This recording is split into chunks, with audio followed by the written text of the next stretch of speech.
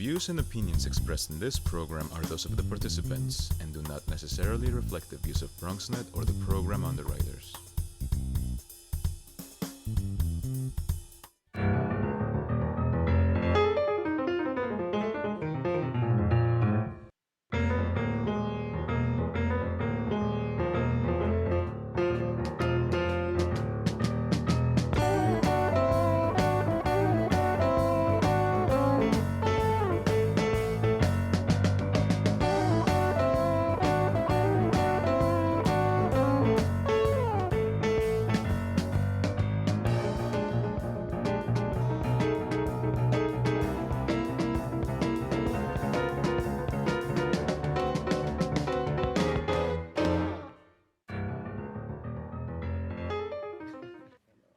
Good evening and welcome to BronxTalk. It was an incredibly productive legislative session in Albany. On our show last week, we talked about rent regulations, but there's also been resolve on climate change, reproductive rights, vaccination legislation, and much more. But maybe nothing that came out of Albany this spring has been more contentious than the legislature's decision to make state driver's licenses available to undocumented immigrants. Tonight, we'll review that controversial action with the Senate's sponsor of that legislation, as well as some of the other developments to come out of Albany. Please join me in welcoming back to Bronx Talk the state senator from the Bronx's 32nd senatorial district, and he knows the neighborhoods. It includes Parkchester, Castle Hill, Soundview, West Farms, Hunts Point, Longwood, Concourse Village, Melrose, Morrisania, Mott Haven, Claremont, East Tremont, Unionport, Westchester Square, Bronx River, Crotona Park East. It's a big district. Senator Luis Sepúlveda, welcome back to Bronx Talk. Thank you for having me on the show. Well, let's get right to it. Sure. You sponsored this legislation. Why did we need this so-called green light legislation? The elections of 2018 had consequences. Now, for many years, this type of legislation, the Republicans held it back from going to a floor vote and avoided us passing it now. Why do we need it? Several reasons. First of all, let's talk about what the bill does.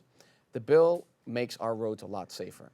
Undocumented immigrants to the tune of potentially 250,000 people are already driving on our roads. We know that for sure? We know that for sure. They drive. Not all, but they drive. They don't take the practical exam. They don't take the written exam. They don't acquire automobile insurance.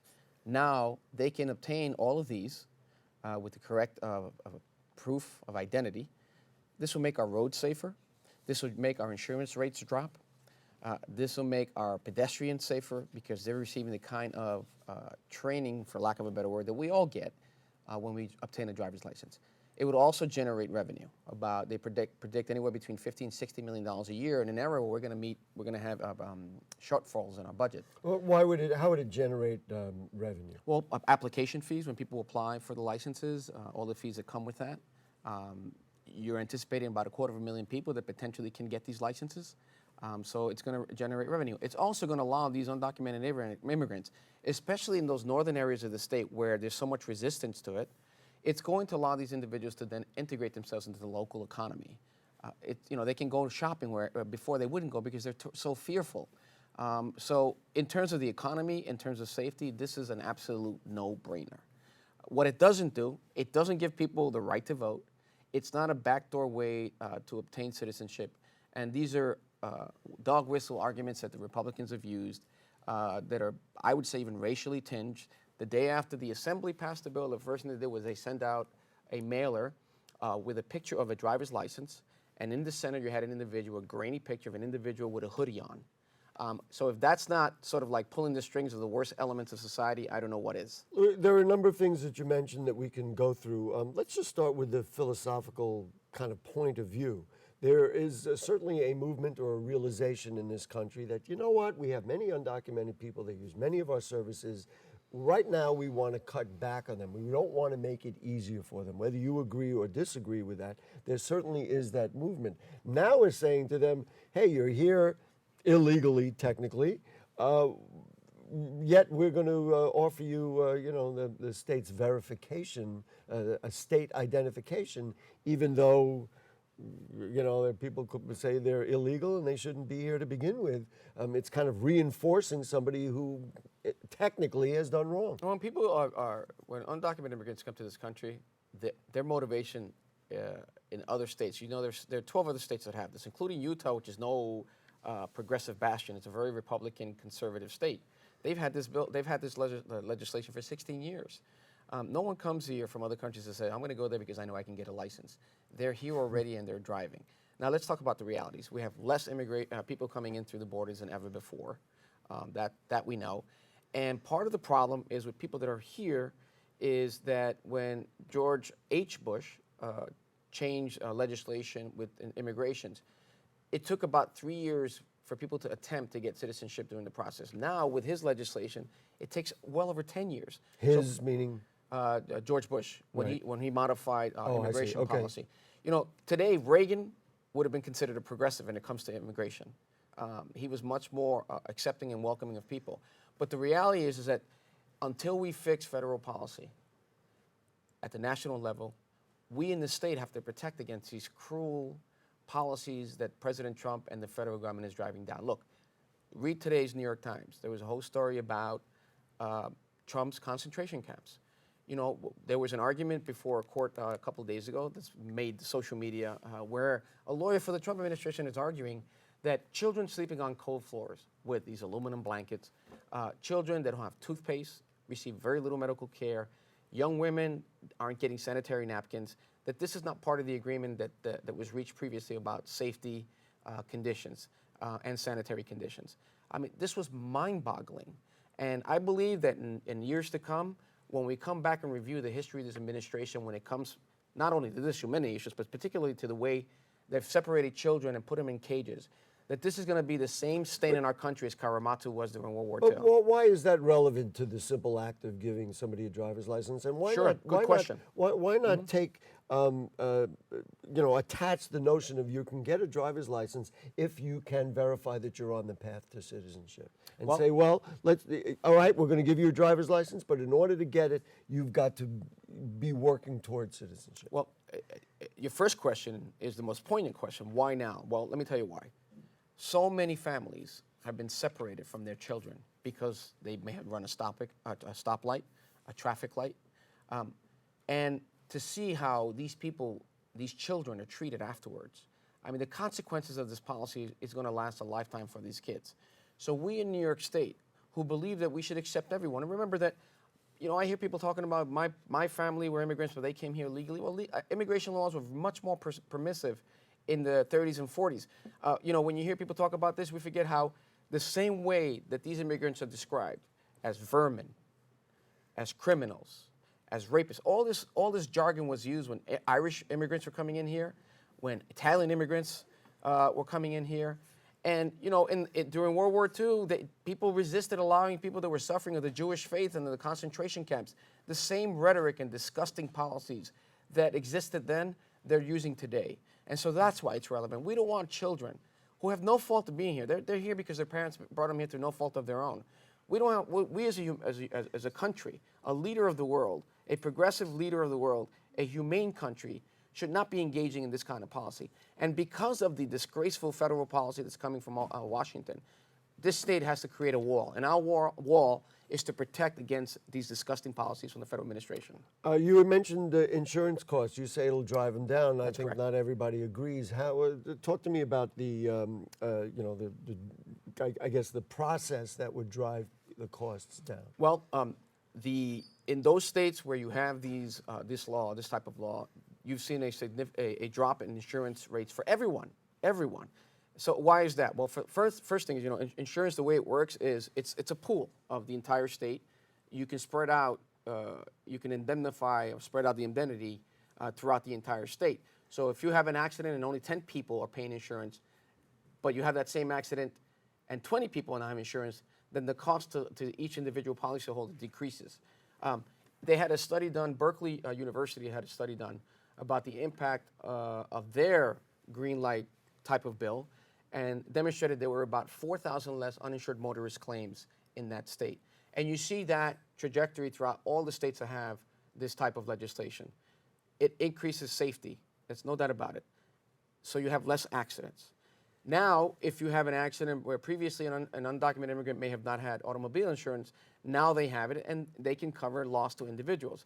So again, it's an excellent policy all the way around. If you can get beyond the xenophobia, the anti-immigrant rhetoric, and you can live in today's world and not in theory where, well, they shouldn't be here in the first place, but they are here. They are here to the tune in the state of about 750,000 people. So we're going to say they shouldn't be here, but in the interim, what do? Allow unsafe road conditions to continue? I think that's absurd. The governor came out with a couple of statements about it. I mean, I'm having a hard time taking his temperature on exactly how he feels, but I thought he made a very good point, is that once this database exists and the state owns a database of who is documented and undocumented through this driver's license process, then the federal government could then look at it and then start to cherry pick people out and say, hey, guess what? Now we know they're undocumented. They have their address. They know a lot about them. They may even know their traffic record, and then go after them and ultimately get them deported. And so it may make people who are undocumented less likely to seek this out because they'd rather not have that documentation on them.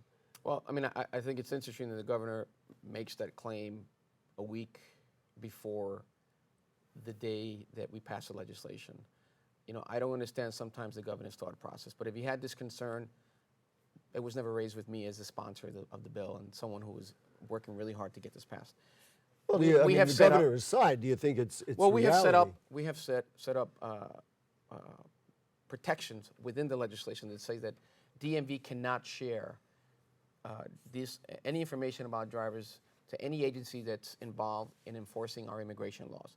They can share with certain information with public safety individuals like police officers at traffic stops, the way you do. You give your license, they know your name, your driver's license, anything that, and if there is some sort of notification about criminal activity by that individual, police officers can get that information too. But you can't share the information with agencies, federal agencies that are devoted to removing undocumented immigrants from the state. Now, look, we've heard this argument before. That's in there. Of course, that can be challenged, and who knows if it will be. There are going to be challenges. Again, I say look at the other 12 states that have this. Look, nothing is 100% certain in life. I mean, federal government violates our rules. They secretly tap your information. But at least let's give these undocumented immigrants the option to do this. And we think that we've done sufficient to protect them. The Attorney General has indicated that she will defend any challenge to this law and that she believes that there are sufficient safeguards there to protect undocumented immigrants. There has been indication from some local jurisdictions, particularly upstate, who say, you know what, we're not going to issue these driver's licenses. Yes. Obviously, they would be rogue jurisdictions, so to speak. What happens then? Do we tie this thing up in court for a while? Well, obviously, some of these people upstate, Erie County, for example, Mickey Kearns, who I serve with in the Assembly, who we didn't allow him to serve, to be a part of the Democratic Conference because he was an opportunist to the highest degree. But the reality is that the governor under the New York State Constitution has the authority to remove any state official who does not follow the law of the state of New York. He threatened to do this when we had the argument about marriage equality. I would assume that he'll do the same now if any county clerk decides not to follow the law. Clearly, they're going to go litigate. But we're satisfied that the Attorney General is going to be able to defeat this.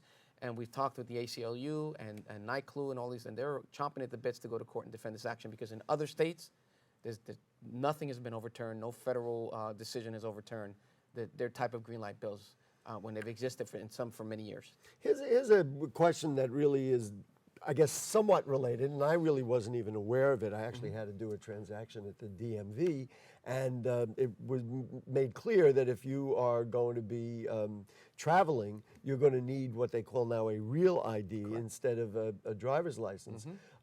Just talk about the notion of a real ID. I think it would be informative for people to know that because you're not going to be able to travel with your driver's license. That was at 2020. 2020. Right. 2020. So in a very short period of time, everybody, if you're going to travel, you're going to need a different ID. Yeah. How does that play into this? Because then those people, I guess, they won't be able to get a real ID, as I understand. Let's talk about that distinction. Federal legislation gave the states about 15 years to come up with what they call a real ID policy. And for that policy, you have to be able to satisfy the federal government through an identification process, be it a driver's license, that you have a Social Security number, so that you can enter federal buildings. Which would, of course, exempt people who are undocumented because they don't have a Social Security number. That's correct. You can't fly on them. You can't go on cruises unless you have what's called a real ID. the type of license that Or we're talking. passport, by the way. We should say people with passports would be Correct. able In to fact, to travel. go to places that you never thought you needed a passport, you're going to need a passport. For example, to go to Puerto Rico, one time you had a driver's license, you can go. Now you're going to need a passport. Or But- a real ID. or a real ID, correct. Right. So to satisfy the requirements of federal law, you have to have certain benchmarks when you obtain a driver's license so it qualifies as a real ID. For us, we created what's called a standard license.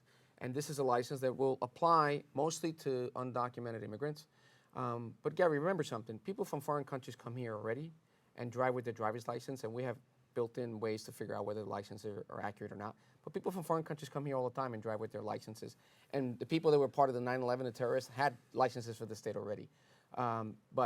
So now we created a second type of ID called a real ID, standard license, I should say.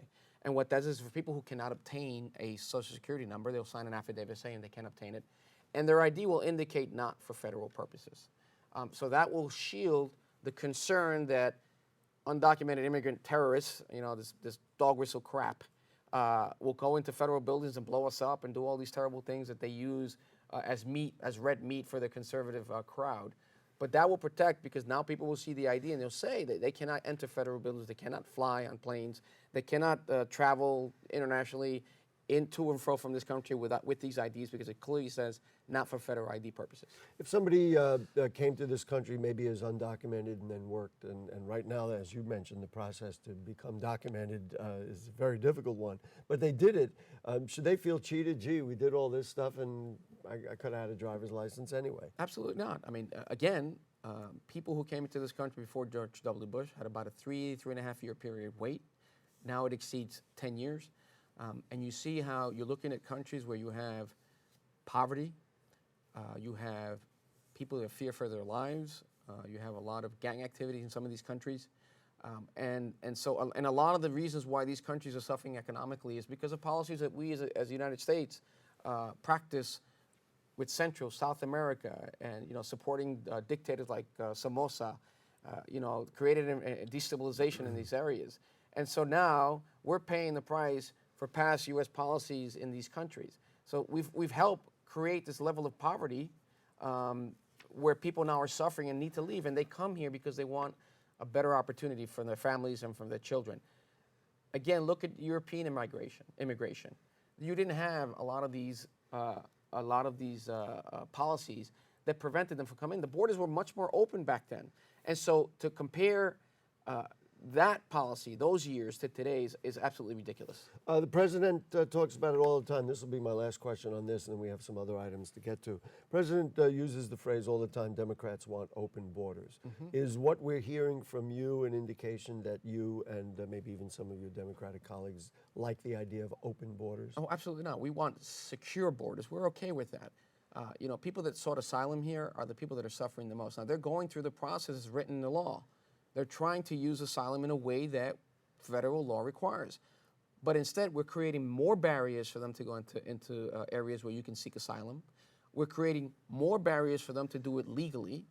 And we're creating a policy now where we're terrorizing families from trying, because what person is going to want to come stay here under those conditions when they're going to be separated from the country?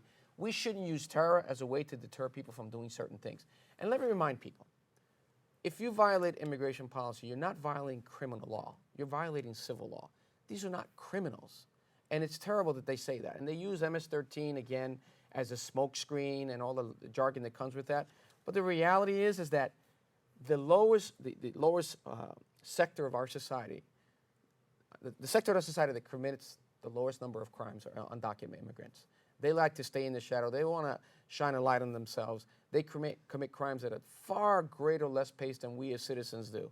And so, this whole notion about this fear is just not, the data doesn't support it. So then for you, the idea would be to create a more realistic path to citizenship. Absolutely. I mean, at our borders and everything else. And so the notion of open borders, I guess I wanted to clarify, so people shouldn't interpret what they hear from you today to say, Luis Sepúlveda. No, absolutely not. There should be a process. And again, until the federal government fixes the process, we at the state level have to deal with it. Marco Rubio had an excellent bill that would fix some of these problems. But once he started getting pressure from the conservative right, from the anti-immigrant movement, he buckled. He buckled under the pressure, and then decided not to put forth a policy. But that would have been a good bill. I've got a long list here of legislation that came out of now the Democratic-controlled legislature. New rights for farm workers and tenants. I know the rent regulation bill is important to you. Reducing carbon emissions, eliminating the religious vaccine exemption, early voting, new standards for sexual harassment cases. Child Victims Act. The Child Victims Act, ban on plastic bags, congestion the Dream Act? pricing, The Dream Dream Act? Act. Yes. Talk to me about. Pick one out. Let's start. I'll go anywhere you want. What pops out at you, and what do you say? Aside from the bill with the green light bill, but what pops out at you? What are you excited about? Well, me personally, the Dream Act was important. I tend to defend immigrants. That's been pretty clear if anybody's been listening. Yeah, you have to defend. I was elected to defend and help the most marginalized people in our society, and immigrants and people that go before the criminal justice system.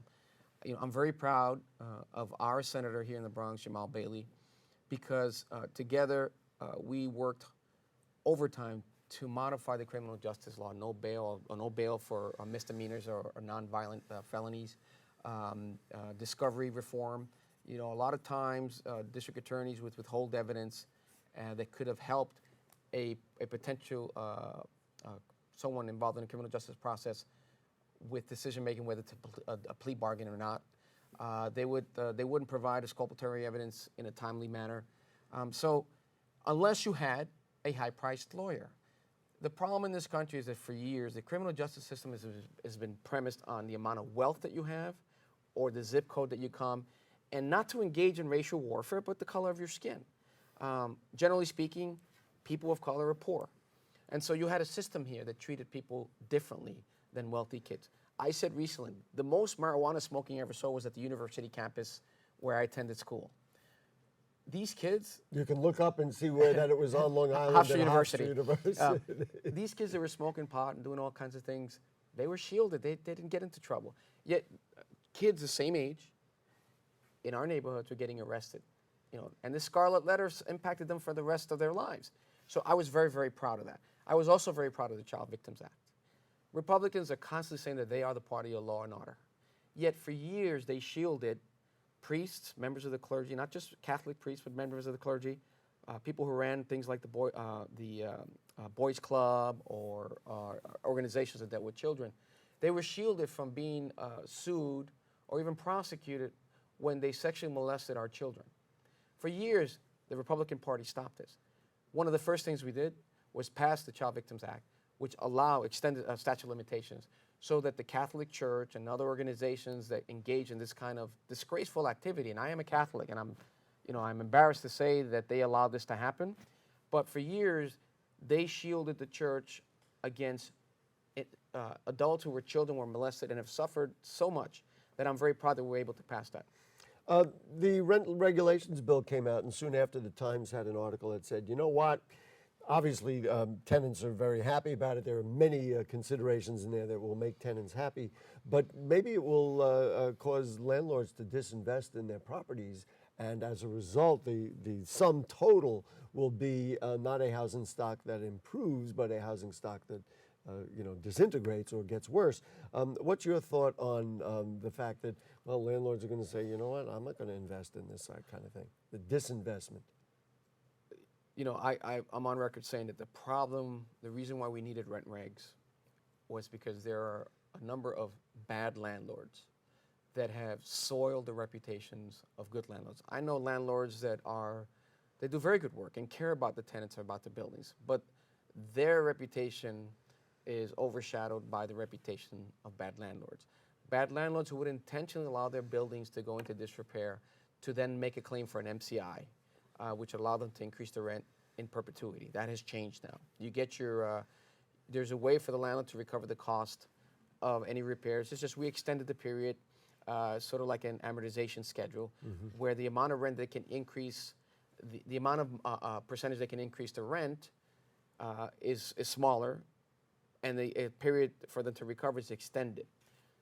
It's interesting. One of my colleagues in the Senate, Zelno Myrie, pull out a story, I believe it was in the 1930s. It's in Brooklyn. Right, from Brooklyn. Pull out an article in the 1930s when they were talking about rent regulations and so forth.